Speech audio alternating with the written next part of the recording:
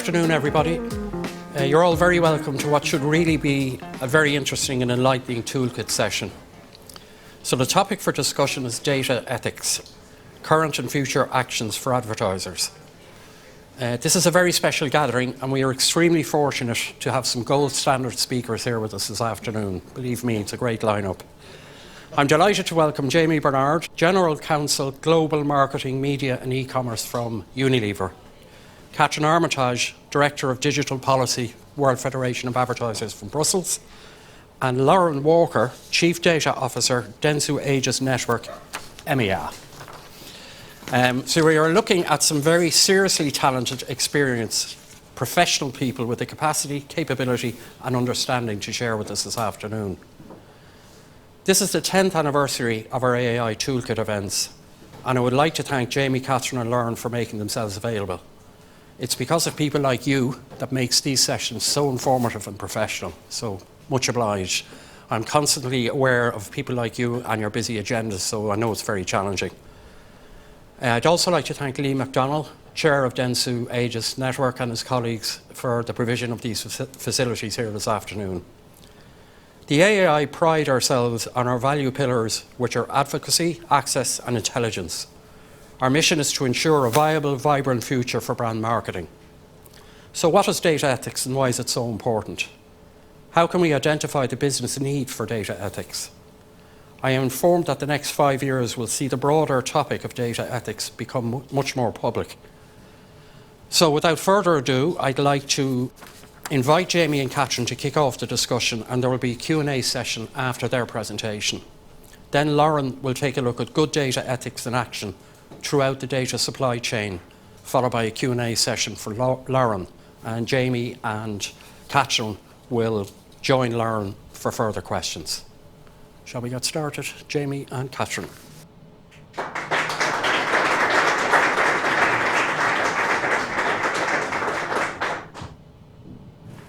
Okay, well, so thank you everyone for coming today. So Jamie and I are doing a bit of a duo today because I'll explain a little bit my role and how we're working together. So I work at the World Federation of Advertisers, which has a similar remit to the AAI.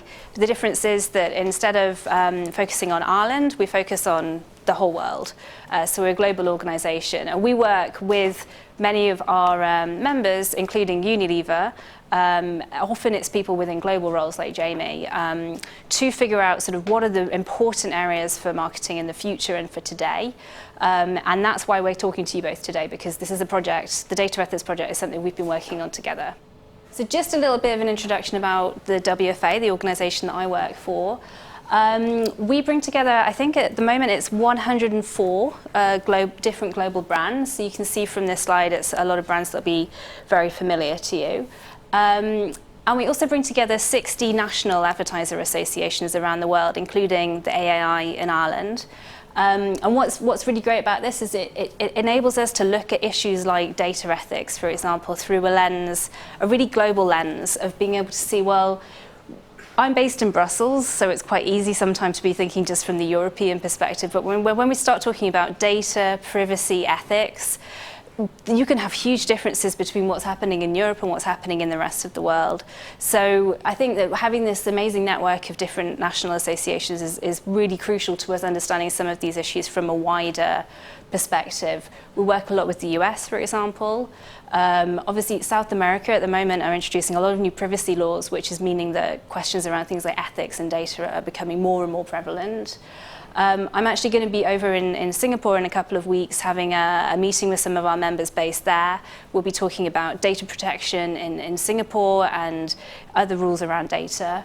And so it's a really interesting perspective, and we're going to talk about data ethics today, probably still from a bit more of a European perspective, but where we can, we'll be trying to draw on some of the insights that we get from this network about what that means in other countries and other places. So at WFA, Barry talked about the 3 pillars of AAI. We also have 3 pillars at WFA, but our purpose is really better marketing. So we work with leading marketeers and policy professionals from across our member base to basically figure out how do we do better marketing. And better can mean better from a marketing perspective in terms of making your media spend go further, being more effective. But it can also mean better from a responsibility perspective, building in things like ethics and responsible marketing into the work that you do as well. And we do that in 3 ways, through 3 pillars. The first one is connections, so bringing members together in settings very similar to this to discuss and share insights. Knowledge is also an important area of what we do, so trying to take on issues that are not necessarily the most well-known issues and spread knowledge about that throughout the network. And leadership, so we've been doing a lot of work recently with the members to identify what are the big issues that we need to fix within the advertising ecosystem. And data, privacy, ethics is one really big core part of that. And the work that Jamie and I are going to be talking to you about today is really part of us trying to be a thought leader in that space. So I'm going to pass over to Jamie to talk a little bit specifically about what we've been doing at WFA on data ethics and the board that we've created, because Jamie is our chair of that board.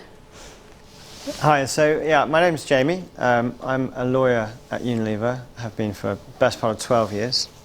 And the session we'll take you through now is really to give you an insight into what we're talking about, the kind of the space, the issues that ethics is trying to tackle. I think it's worth starting though by giving a little bit of an introduction as to how we got there. Because through the WFA, we used to have a board from companies like this, and we were looking at data transparency, and this is kind of in the run-up to GDPR and then post-GDPR, because it's very easy for companies to get compliant with GDPR. Actually, that's not true. It's very difficult, but at least you know what you've got to do, right? Now, the difficulty is, for me, even if a company is compliant with GDPR, the reality for consumers, as opposed to the lawyers and the compliance people in the companies, the difficulty for consumers is, even if companies are GDPR compliant, they actually still lack control over what happens to their data. They have very little visibility or transparency in what's going on. So we put this board together originally as a transparency board. And the objective of the transparency board was to say, okay, fine, you're all trying to set yourselves up so you're GDPR compliant, but how do we actually, as brand owners, make it easier for people to kind of understand what it is that we're doing with their data? So we're trying to just take it that step forward, beyond GDPR, if you like. And we did that for the best part of a year, until we realized that companies just weren't ready to be transparent. And by that I mean there was so much complexity in the whole media and advertising ecosystem, especially in digital, that even though companies were kind of rapidly getting themselves towards compliance in a GDPR sense, very few companies were ready to really go out and start talking about transparency to the consumers, because they actually didn't understand it themselves. And I think companies are still really on that journey.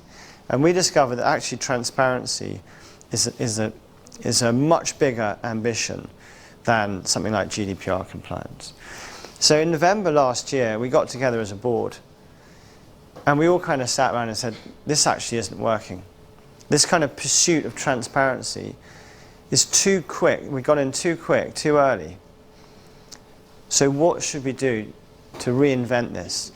And we kind of brainstormed it a little bit, and it became quite clear, really, that the only way that we can help consumers have faith in what big brands are doing with their data is not through better compliance controls. It's not through data privacy regulation. It's actually through agreeing strong principles of ethics and responsible use of data, and building that through our entire supply chain. Because then people can buy products from companies who have these principles in terms of ethics in data without having to read a privacy notice, without having to understand the mechanics of digital ad serving. Because you only have to look at your own phones to see you have 50 apps on your phone probably, you interact with 200 websites in a year, I mean, how many of you can say honestly that you understand what they're all doing with your data and that you've kind of controlled and managed that? And I would say honestly, no one. So I think ethics, and this is what our presentation will go into, is really the way that companies can show that they're doing the right thing by consumers' data. So I'm just going to set a little bit of context before we get into the detail of what do we actually mean by data ethics and what are we talking about. So this slide is, I love this slide. So this is the worldwide amount of data created per year. And what you can see from here is that right on the left you've got 2005, well, that's 14 years ago, 2010, 2015. We're sort of here today in the middle. And you see how it shoots up over the next sort of 20 years. It's going to shoot up by, I don't know how many times. It's really, we're in a situation today where we're creating more data as human beings. We're just kind of creating more and more data every single second than we ever have in history. And what the future is looking like is that that's going to just, it's going to change exponentially. We're going to keep producing so much data. And what we know is that all of that data that's being produced by us is gold. It is gold to marketers. I know that I'm probably not telling you anything that you don't already know, but we did a WFA survey of some of our members at the end of last year. And what we have here is, so today we asked, looking at all the different types of data, first party, second party, third party, how important is that for your business? And the red bars are people who said that that kind of data is business critical. So 67% said that first-party data was business critical for them. And actually 26% said it was important. So basically, members were telling us first-party data absolutely critical for our business. Second-party data and third-party data are all important as well. The red, the pink, and the black are all different degrees of importance. So what you can see is today when you ask marketers, do you need this data? The answer is overwhelmingly, yes, we need it. This is critical to our business, not just our marketing, but actually to our business doing well. And we asked people, okay, well, are you planning to increase or decrease the amount of data that you're using for marketing? And as you'd expect, that black line in the middle is people who said it was going to increase. So actually, for all types of data, first, second, and third party, marketers told us, more than 70% of marketers told us, we are planning, not only is this data already business critical for us, we are planning to continue using more and more of this data in the future. And that's where, when we start talking about data ethics, this is the context that we're talking in a world where data is not something optional for marketers anymore. It's not a great way of getting some extra insights on top of you make your TV copy and then maybe you get some extra insights from the data. Here, the data is integral to the work that you're doing, not just as a marketer, but actually in terms of driving your business. So the way that you use that data is going to become absolutely critical to creating trust with consumers and actually to the future of your business. So I've been on I don't want to say a world tour because it's been pretty restricted geographically so far, but I believe so passionately in what I'm about to share with you that I'm really kind of trying to persuade the world actually that this is really what companies should be focusing on right now. And you know, the choice of image here is no accident, because when we talk, especially when a lawyer stands up and starts talking about something like ethics, the assumption is it's very much a kind of risk and compliance issue. Whereas what I'm hoping to show you is that that is absolutely not the case. I do genuinely believe that restoring ethics into data is actually what will save this kind of internet revolution that we're going on. Because data has become such a toxic conversation for so many reasons. And there is such a kind of trust deficit in the markets in terms of platforms and brands using data that actually this can flip the whole thing on its head. And you probably recognise the Fearless Girl. It's actually a statue from Oslo that was taken from Oslo by the artist and put in front of the bull in Wall Street. But for me it represents so many things. It represents, you know, what I see in the future, which is going to be consumers really standing up and trying to take control of their data, which does feel like a bit of a David and Goliath kind of thing, because the people who are controlling data at the moment are so big and the consumer on his or her own is so tiny by comparison. But actually, I think that there will be a big power shift in that quite soon. And I talk about ethics as the new power. So this report came out about 2 months ago from Gartner. And it's interesting for two reasons, not least because data or digital ethics and privacy ranks in their top 10 technology trends. But even the guys who did the research themselves were quite visibly surprised as well that this appeared. And I think this is a trend that you will see increasingly. Now, I'm speaking here really as the chair of the WFA Advisory Board on data ethics, but obviously it's hugely important for Unilever too. And I'm sure over time, how companies manage the ethical and responsible use of data will become a competitive advantage. And yet I'm here trying to encourage all brands to really lean into this space, yeah? Because I do think if we can get the sea level to rise, then all boats will go with it. And in this space, I think we all stand to gain by doing this collectively. You know, and then coming from Unilever, where sustainability is absolutely in our kind of our day-to-day. This quote came from an author of a fantastic book on data ethics written in 2016. And you read it today, and it's as if it was written only yesterday. But the speed at which data ethics is going to become a mainstream issue is, according to them, and you know they obviously know far more than I, going to happen much faster even than the rise of sustainability. Now, it just pays to ground everyone in what are we talking about when we talk about ethics. And I think, put simply, it is that space between what you can do and what you should do. Yeah, because often you have the right to do something, but it's not always the right thing to do. And that is a very simple message. But actually, when you look at some things like AI, and you look at what companies can already do with data today, actually deciding on what the right thing to do is, especially when you have the right to do it, it becomes quite hard to not do it, right? And that's the difficulty, is when companies actually start not doing things that they have the right to do because long term it's better. And when there's costs involved in doing that, it becomes incredibly difficult, I think, in organisations. Now, if you look at this list, someone corrected me last time I put this up and made me change the E in effects to A in effects, which spoils the alliteration, but anyway, at least it's grammatically correct. But these are all things that Unilever, like many companies, are doing today, right? So this is not like a crystal gaze into the future.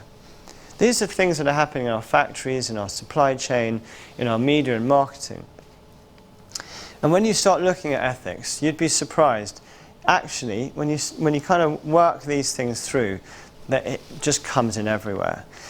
But most of the time, it's quite easy to make calls on whether something is acceptable or responsible and so on. But in the data and technology space, when the ability to do things is becoming so unbelievably creative and complex, the scope for people to make bad choices, which can have pretty disastrous effects, is obviously increasing. So I thought I'd just share a few little examples to give you some perspective on where these kind of issues crop up. And you can decide for yourself whether you felt that the right decisions were made. So the first one relates to mortgage lenders, and Barry's heard me talk about this before. If I was to tell you that mortgage companies are turning down people's mortgage applications based not on data about the individual applying for the mortgage, but on data about their friends and families. And if that data shows that your friends and families have a higher percentage of defaulting on their mortgages, that then blacklists you from the mortgage application. So it's not even data about you, it's data about your network and their propensity for defaulting on mortgage payments. And then judgments are made based on that. The middle one is a very cheap reference to Weight Watchers, who as you'd expect, have huge ad campaigns in January. Post-Christmas, everyone's overindulged a bit. So it's an obvious time as a marketer to go out there and try and encourage people to kind of, take control of their eating and get back into healthy habits. You compare that, though, to the army, who have 2 recruitment cycles a year. One in January, again, people are skint, overweight after Christmas, probably feeling a little bit down. So the ones who are, feeling a little lost, the army may seem like quite a good idea. And the other time is immediately after exam results.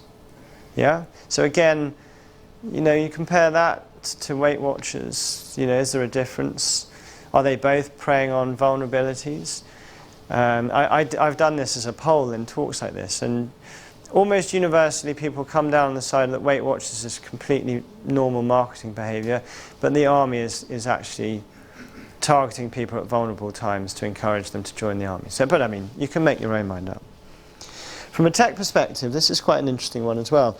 When they had the Boston Marathon, the bomb, the terrorist attack at the Boston Marathon, Uber came under some scrutiny because their surge pricing kicks in. So at a time like that, a terrorist incident, suddenly everyone wants to get out of the city. And the algorithms kick in, all the prices start surging, and arguably they capitalize on a fairly horrible situation. Now, you wouldn't necessarily blame Uber for that situation in Boston. They hadn't really seen it coming. The algorithm was designed to do one thing, and it hadn't really been designed with that kind of nuance, that kind of flexibility. But after the Boston Marathon, they were on notice that was a possibility, but actually they didn't do anything, and even that still runs today. And some companies, I won't name names because it's not really about who's who, but some companies have taken their algorithms that extra step where certain events will trigger different behaviors in the algorithms. And it just, for me, illustrates the kind of, we all think that technology is so incredibly advanced, and of course it's more advanced than it's ever been, but there is actually an inherent immaturity in things like AI. And that's why us talking about ethics and trying to move the kind of collective needle on responsible use of data has become so important. And again, you all work in the industry, we all know that consumer trust is crashing. I think the UK Advertising Standards Authority published their report earlier last week perhaps, and online complaints to the SA have gone up by 40%. So all of this is really quite harmful to the whole advertising industry. Yet the Edelman Trust Barometer proves time and time again that there is a huge commercial upside to building trust in your brand, which again won't come as a surprise. But what is interesting is that the world is now looking to companies like Unilever, companies like all these big brands with huge power and huge influence, to actually drive these kind of social changes.